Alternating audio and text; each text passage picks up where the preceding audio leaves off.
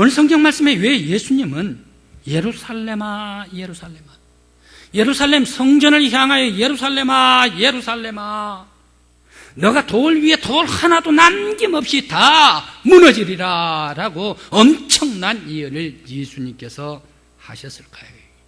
예루살렘 성전은 어떻습니까? 이스라엘 백성들의 사랑스러운 성전이 예루살렘 성전, 그러니 이스라엘 백성들의 자부심을 갖게 하는 성전이 예루살렘 성전 아닙니까? 그런데 이런 사랑스럽고 정통적이고 자부심을 느끼는 이 예루살렘 성전이 다 무너지리라, 돌 하나도 남기지 아니하고 말입니다. 왜 이렇게 말씀을 하셨을까? 이 예루살렘 성전은 다윗이 못지다가 솔로몬에 의해서 지은 거룩한 성전 아닙니까? 바벨론 포로가 다녀와가지고 스룹바벨이 지은 성전 아닙니까? 그러면서 또 헤롯 대왕이 좁은 것을 넓게 확장해가지고 지은 성전인데 왜 이렇게 예수님께서는 바로 이 예루살렘 성전이 파괴되리라 라고 무너지는 것을 예언을 했을까요? 그런데 성전 무너지는 것 여기에서까지 끝나는 것이 아닙니다. 예수님께서는 십자가를 지시고 돌아가실 때에 숨을 거두십니다. 다 이루었다. 십자가상에 숨을 거두십니다. 숨을 거두실 때에 해가 사라집니다. 온 동네가 깜깜하게 어두워졌습니다. 그러면서 바위가 터집니다. 그때에 성전의 휘장이 저 천정에서 이 아래까지 다 찢어져서 두 개로 찢어지고 말았습니다. 예수님께서 못 박히신 것은 저 골고다 언덕 위에인데 수미터 떨어져 있는 왜 이 성전에서 휘장이 위에서부터 아래까지 둘러 쫙 찢어져 버렸을까? 나눠져 버렸을까? 바로 이 성전 휘장이 찢어지는 것은 우연의 일일까? 예수님 돌아가실 그때에 맞춰서 이 성전 휘장이 찢어진 우연의 일일까? 아니면 이 성전의 휘장이 다 낡아가지고 때가 돼가지고 그때 찢어진 것일까? 아니면 이 예수님께서 돌아가실 때에 너무너무 마음이 아프니까 예수님의 그 슬픔을 성전의 휘장이 울어줘서 찢어졌을까? 아니면 하나님께서 찢으셨을까? 왜 이 참 신기한 신비스러운 그러면서 엄청난 성전의 휘장이 둘러 쫙 갈라지게 되었을까 생각을 해봅니다. 성전 파괴 예언과 성소 휘장이 둘로 찢어진 이 사건은 서로 다른 사건이 아닙니다. 두 사건은 밀접한 관계가 있습니다. 하나님의 신비롭고 오묘한 섭리적인 사건입니다. 하나님께서 개입한 엄청난 계시의 사건입니다. 그렇지만 여기서 성전 파괴와 휘장, 찢어진 휘장과 무슨 관계가 있을까? 바로 생각을 해봅니다. 바로 이 성전 파괴 예언과 휘장 찢어진 사건은 성소는 사람의 영광을 받는 곳이 아니다. 성전 안에서는 하나님께 영광을 돌려야 하는 곳이다. 성전은 사람들의 이름이 나는 곳이 아니다. 사람들이 주인이 되는 곳이 아니다. 성전은 곧 예수 그리스도께서 주인이시고 하나님께서 영광 받으시는 곳이 성전이다. 바로 이것을 강력하게 파괴 예언과 휘장의 속에서 계시해 주시는 말씀입니다. 성전 건축을 우리들이 잘 알고 있습니다. 솔로몬 성전 건축, 둘째 스룹바벨 성전 건축, 셋째입니까? 아니면 두 번째 반입니까? 아무튼 우리들은 세 번째 성전 건축이라고 그러는데요, 헤롯이 성전을 건축을 했습니다. 사실대로 얘기를 하면 헤롯이 새롭게 성전 건축한 게가 아니라 바로 2차 성전이 거의 아주 어렵게 됩니다. 그때에 헤롯이 더욱 크게 증축을 하게 됩니다. 세 번째가 아니라 두 번째에서 다시금 증축한 사건입니다. 여러분들이 솔로몬 성전을 잘 알듯이 다윗 대왕께서 한 가지 소원이 있었습니다. 이 소원이 무엇인가? 대왕이 바라는 소원. 대왕이 바라는 소원. 대왕이 바라면 못할 것도 없지 않습니까? 자기가 왕이니까 하고 싶은 거 하는 것이 왕이지. 무슨 다윗 임금의 소원이 있겠습니까? 그런데 대왕의 소원 하나가 죽기 전에 딱 소원이 하나가 있었습니다. 그것이 무엇입니까? 자기의 손으로 성전을 건축을 해가지고 하나님 앞에 봉헌해 드리고 싶은 것이 다윗 대왕의 간절한 소원이었습니다. 그런데 그래서 이 다윗이 금을 준비를 합니다. 은을 준비를 합니다. 철을 준비를 합니다. 나무를 준비를 합니다. 그러면서 여러 가지 많은 것을 준비를 해 놓았습니다. 지으려고 하는데, 기도하는데 하나님께서 나단 선지자를 통해서 다윗 손을 딱 멈추게 합니다. 너의 손에서 피의 냄새가 난다. 너의 손에서 많은 사람 죽인 냄새가 난다.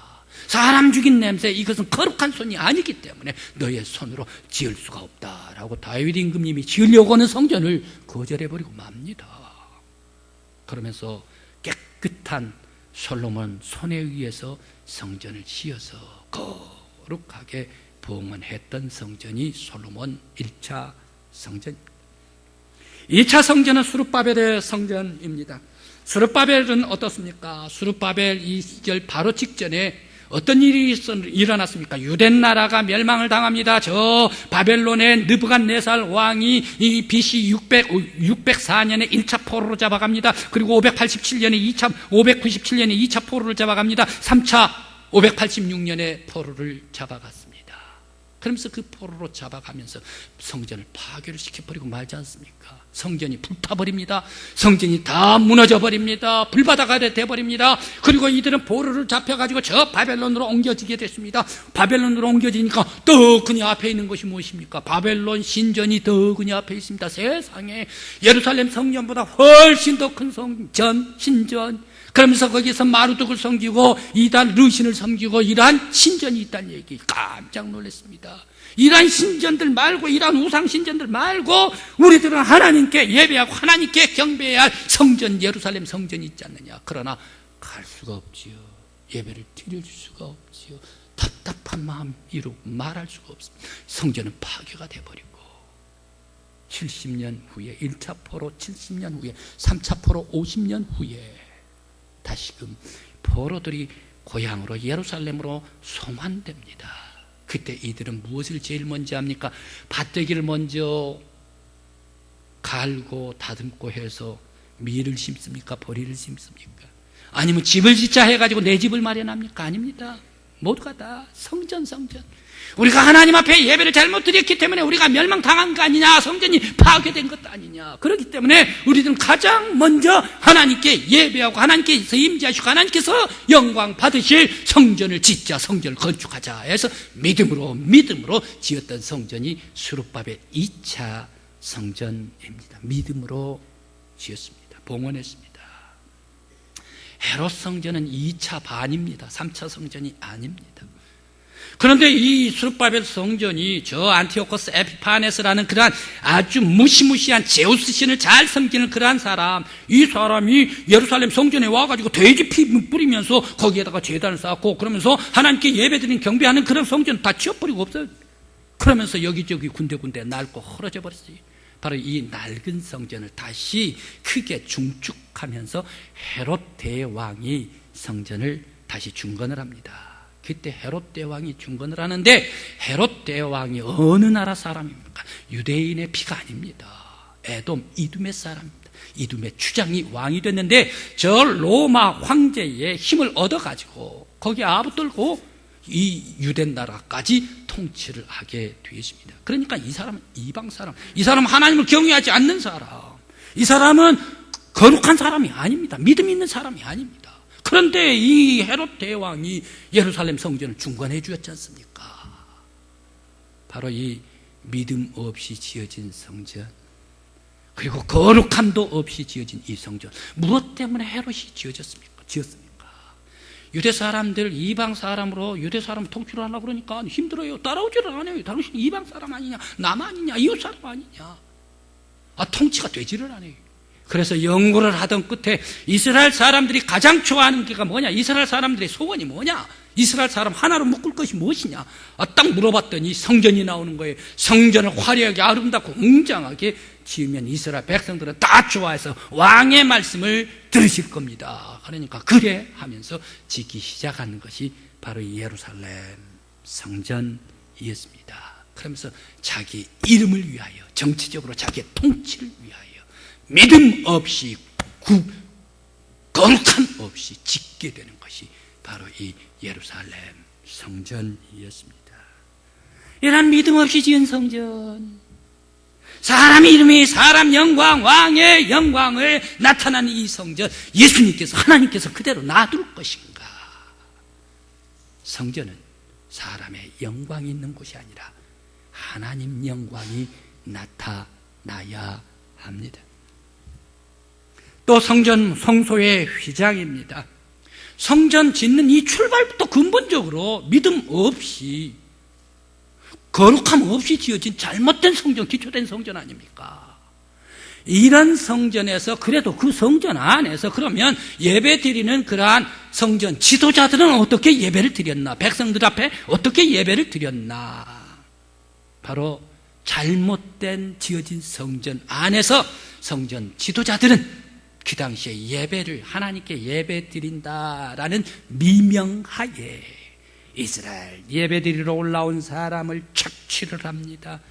예배 드리러 올라온 사람 거짓 예배를 드리게 합니다. 그러면서 그 예배를 빙자해가지고 자기의 이권, 자기의 욕심, 자기의 탐욕, 자기의 정치적인 힘, 권력, 이것을 세우는 사람들이 당시의 성전 지도자들, 대제사장, 바리새인, 서기관, 그리고 또 사두개인들, 이런 원로들이 성전 중심의 사람이었습니다. 바로 이러한 성전 지도자들은 어떻게 했습니까? 그들이, 이스라엘 백성들이 예배를 드리는데 재물을 사가지고 재물을 가지고 와서 예배를 드려야 되지 않습니까? 소, 양, 비둘기, 그리고 밀, 보리, 이런 것을 가지고 와서 예배를 드리는데 자기 집에서 아주 토실토실 건강하고 깨끗하게 지어진 양들, 그리고 소들, 그리고 또 비둘기, 그리고 곡식, 절대 성전 안에 제물로 반입이 되지를 않습니다. 왜? 어떤 트집을 잡아가지고, 야, 이거 꽁지가 조금 비틀어졌네, 야, 이 털이 조금 복슬복슬하지를 않아? 어떻게 해서라도 비토를 놔버립니다. 그러면 어떻게 됩니까?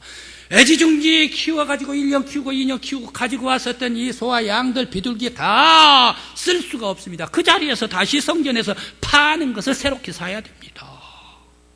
그러니까 팔아서 이익 보고 성전 세금을 받게 됩니다. 성전 세를 받아가지고 이익금 얻고, 성전 세를 받는데 어떻게 받습니까? 자, 이것은 세상 돈 아니냐? 이건 로마의 주화 화폐 아니냐? 그러니까 성전에서 발행한 거룩한 주화로서만이 하나님 앞에 세금을 바치고 예물을 드리라라고 얘기를 하니까 세상의 시장에서 사용하던 그 돈들 전부 다 교회 성전에 오면 다시 환전을 해야 합니다. 성전 주화로 환전을 해야 합니다. 환전하다가 보면 또 거기에서 이익금이 얼마나 남습니까? 성전 지도자들은 이래서 돈 벌고 저래서 뒤집어도 돈 벌고 오직 이익이요 욕심이요 탐욕으로 가득 찬 성전은 그야말로 하나님의 영광이 가득하고 하나님께 예배하고 하나님께 거룩한 삶으로 온전히 예배하고 영광 돌려야 할 성전이 사람의 욕심, 사람의 탐욕, 사람의 권력, 사람의 이익권으로 가득한 인간 냄새가 나는 성전이 되어버리고 말았습니다. 바로 이러한 성전 예배를 빙자해서 사람의 냄새나는 이 성소의 예배를 예수님께서 가만두시겠는가? 휘장을 찢어버리시죠. 하나님께서 찢어버리시죠. 예수 그리스도의 십자가에 돌아가심으로 말미암아 성전 모든 것을 다 찢어버리시고 다시금 예수 그리스도께서 부활하심으로 생명의 부활로 말미암아 새로운 생명의 교회를 일으켜 세워주셨던 하나님의 계시적인 사건이었습니다. 성전은 하나님의 거룩함이 있어야 합니다. 하나님의 임재가 있어야 합니다. 하나님께서만 영광을 받아야 합니다. 사람의 냄새가 나고 인간들의 이름에 그 이권이 있고 인간들의 영광이 나타날 때에 바로 그 성전을 하나님께서는 가만두시지 아니할 것입니다. 오늘 우리 교회 예배드리는 믿음의 성도 여러분, 여러분들의 모든 예배에 신령과 진정으로 하나님 앞에 예배드릴 때에 우리의 예배를 다 받으시고 우리 예수님께서 신령과 진정으로 예배드리는 그 예배를 찾으시겠다, 친히 찾아와 임재하여 주시고 우리들의 예배를 받으시고 영광 받으시는 우리 주님이시여 하나님이 되실 줄 믿습니다. 그러면 바로 이 예수님 당시의 성전 지도자들이 이러한 세속적인 예배를, 타락한 예배를 드렸는데, 중세시대는 어떤가? 중세교회 시대는 어두움의 시절입니다. 중세시대의 교회는 타락한 교회였습니다. 여러분들이 잘 알고 있으신데 중세시대는 어떻습니까? 여러분들에게 질문을 하나 하겠습니다. 교회에서 성도들이 성경을 읽어야 해요? 읽지 말아야 해요? 다시 한번, 교회에서 성도들이 성경을 읽어야 해요? 읽지 말아야 해요? 읽어야 해요. 그런데요, 1229년 AD 교황청에서는 평신도가 성경을 읽지 말아라라고 이것을 선언해버려요. 그러니까 모든 성도들은 까막눈이 돼버려. 그래서 진리도 모르고 예수도 모르고 하나님도 모르고 교황님 명령하면, 그리고 사제들이 얘기하면 거기에 절절절절 따라다니는 것밖에 모르는 거예요. 진리를 만날 수가 없어요. 이렇게 까막눈을 만들어버렸던 사람들이 중세 교회인이 바로 그게가 로만 카톨릭에서 했다는 얘기예요. 한마디로 로만 카톨릭은 성경을 읽게 하지를 못해서 성경 읽는 걸 막아버리고 초대교회의 순수한 복음을 다 온데간데 없어져 버리고 사람들의 욕심, 사람들의 면죄부, 그 이상한 세속적인 것, 그리고 우상의 그런 것을 가지고 와가지고 아주 타락해버린 것이 중세시대의 로만 카톨릭이었습니다. 하나님께서 역사하셔야 되는데, 하나님 중심이 되어야 되는데 사람 중심이 되어버린 카톨릭 교회였습니다. 그렇다면 우리 한국교회는 어떤가? 한국교회도 그러면 중세교회를 따지고 나무래고 책망할 자격이 있는가? 아니면 한국교회도 오늘날 중세교회와 똑같이 타락의 길로 가고 있는가? 생각을 해봅니다. 2014년에 한국갤럽에서 조사를 했습니다. 3대 종교 중에 어떤 사람들 퍼센트가 이루어졌나? 불교 22%, 기독교 21%, 그리고 천주교 8%.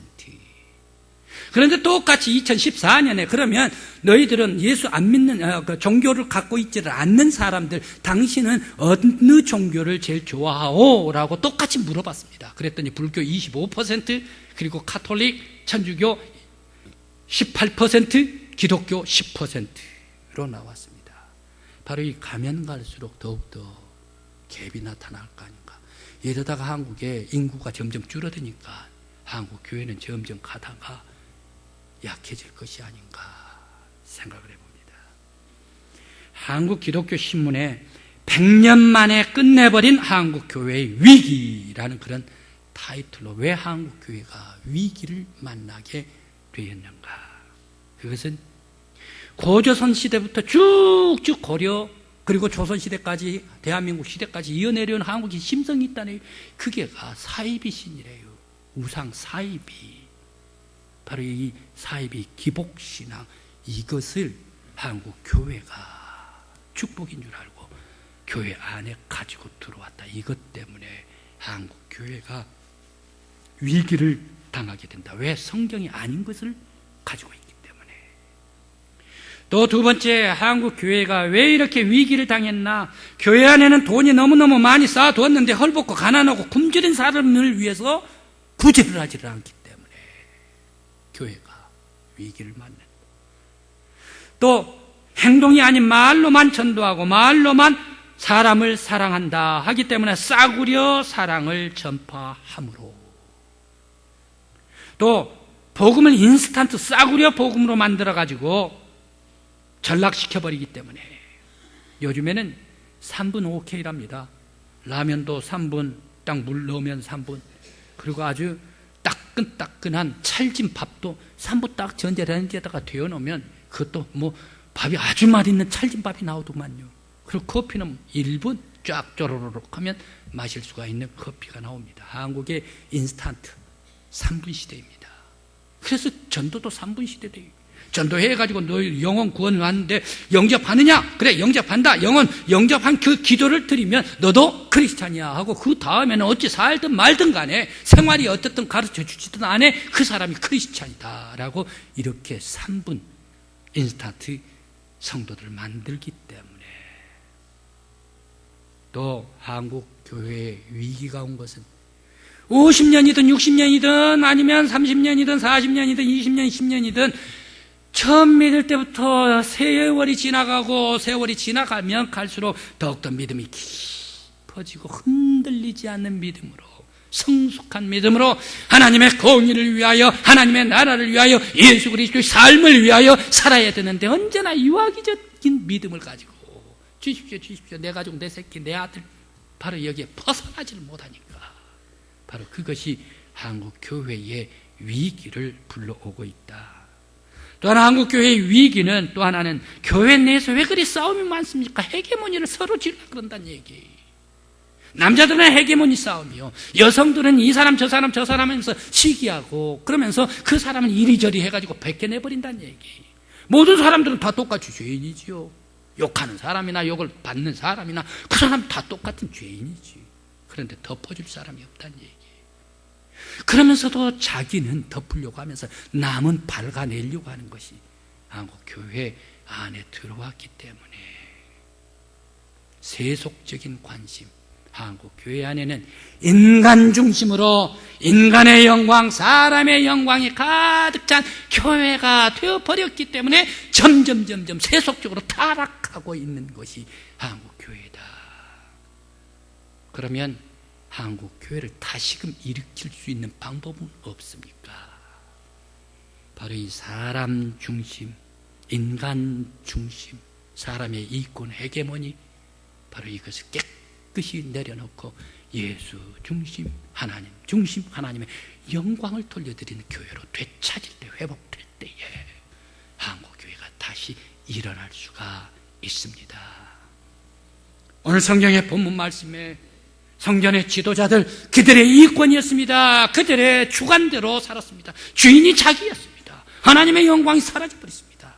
우리 주님께서는 여지없이 파괴를 이어나고 성전의 휘장마저도 찢어버리고 말으셨습니다. 성도 여러분, 바로 우리의 교회, 나의 신앙, 나의 기도, 나의 찬송, 늘 감사, 예배, 영광 돌리는 우리의 교회는 어떤 교회가 되어야 되겠습니까?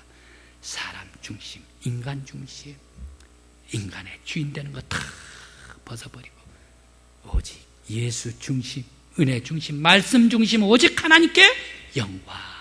우리 교회가 될 때에 하나님의 놀라운 사랑과 은혜와 평화와 기쁨과 소망과 축복이 함께하는 우리 교회요 여러분들이 되시길 간절히 기원합니다.